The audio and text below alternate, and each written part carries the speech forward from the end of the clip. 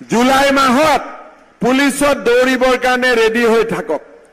Third grade fourth গ্ৰেডৰো interview July মাহত হ'ব, শিক্ষকৰ নিযুক্তিও হ'ব আৰু ভগৱানে কৰিলে তাৰ পিছতো আৰু 20-25 হাজাৰ চাকৰি দিয়া ৰাস্তা মুকলি কৰিম।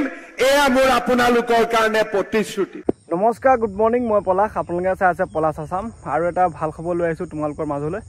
আৰু CM ছাৰে যি কৈ আছিলে 7 অক্টোবৰত 5000 ভেকেঞ্চি বাঢ়িব পুলিচৰ, আৰু লগতে ছেপ্টেম্বৰ মাহলৈ অসম পুলিচৰ ইণ্টাৰভিউ, লগতে গ্ৰেড 3 গ্ৰেড 4 আৰু লগতে যি শিক্ষকৰ আধৰুৱা কাম আছিলে মানে সকলোখিনি শেষ কৰিম বুলি মন্তব্য জনাইছে। বিশেষকৈ অসম পুলিচক লৈ কিবা আপডেট থাকিলে তোমালোকক দিবলৈ চেষ্টা কৰে। জুলাই মাহ পাব এতিয়া, আৰু SLPB কোনো ধৰণৰ অফিচিয়েল নটিচ অহা নাই যে এডমিট কাৰ্ডক লৈ বা ফিজিকেল কেতিয়া হ'ব, কোনো ধৰণৰ নটিচ অহা নাই।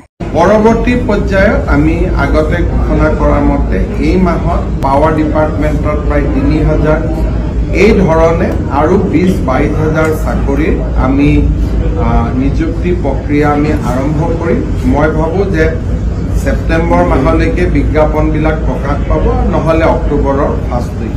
অহা 7 অক্টোবৰ তাৰিখে আমি অসম আৰক্ষীৰ বিভিন্ন পৰ্যায়ৰ 5000 আৰু নতুন পদ নিযুক্তিৰ বাবে মুকলি কৰি দিম, যাতে অসম আৰক্ষী এটা ৰিক্ত স্থলযুক্ত য'ত খালী ভেকেঞ্চি নথকা এটা আৰক্ষী বললৈ ৰূপান্তৰিত